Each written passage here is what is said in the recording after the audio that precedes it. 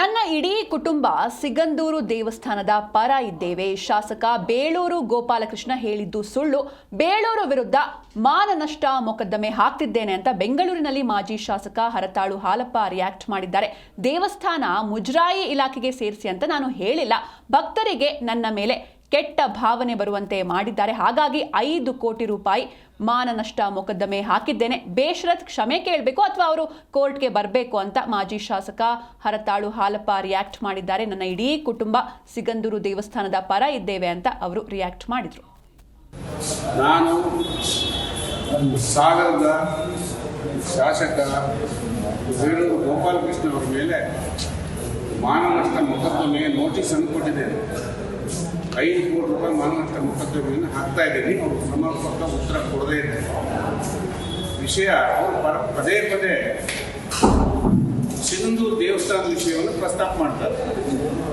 ಸಿಗಂದೂರು ದೇವಸ್ಥಾನವನ್ನು ಹಾಲಪ್ಪನವರು ಶಾಸಕರಾಗಿದ್ದಾಗ ಮುಜರಾಯಿ ಸೇರಿಸಿಕೊಂಡಿದ್ದರು, ಮುಜರಾಯಿ ಸೇರಿಸೋ ಪ್ರಯತ್ನ ಮಾಡಿದ್ರು ಅಂತ ಹೀಗೆ ಸುಳ್ಳನ್ನು ಹೇಳ್ತಾರೆ. ನಾವು ಯಾವತ್ತೂ ಸಿಗಂದೂರು ದೇವಸ್ಥಾನವನ್ನು ಮುಜರಾಯಿ ಸೇರಿಸೋದಾಗಲಿ ಸರ್ಕಾರ ವಹಿಸಬೇಕಾಗತ್ತೆ ಅನ್ನೋದಾಗಲಿ ಮನಸ್ಸು ಮನಸ್ಸಿನಲ್ಲೂ ಎಣಿಸಿಲ್ಲ ಮತ್ತು ಯಾವ ಪ್ರಯತ್ನವೂ ಆ ನಿಟ್ಟಿನಲ್ಲಿ ಮಾಡಿಲ್ಲ. ಸಿಗಂದೂರು ದೇವಸ್ಥಾನ ನಾವು ತಂದೆ ತಾಯಿ ನಮ್ಮ ಅಜ್ಜ ಅಜ್ಜಿ ಕಾಲದಿಂದ ನಾವು ಭಕ್ತರು, ನಾನು ಭಕ್ತ. ಸಮಯ ಬಂದಾಗಲೆಲ್ಲ ಅದ್ರ ಪರವಾಗಿ ನಿಂತಿದ್ದೇವೆ.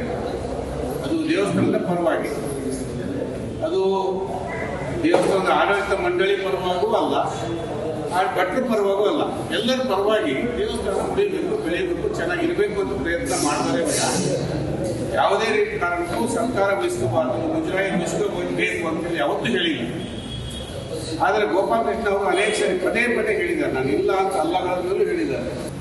ನಾನು ಸಾಗರದ ಶಾಸಕ ಬೇಳೂರು ಗೋಪಾಲಕೃಷ್ಣ ಅವರ ಮೇಲೆ ಮಾನನಷ್ಟ ಮೊಕದ್ದಮೆ ನೋಟಿಸ್ ಅನ್ನು ಕೊಟ್ಟಿದ್ದೇನೆ.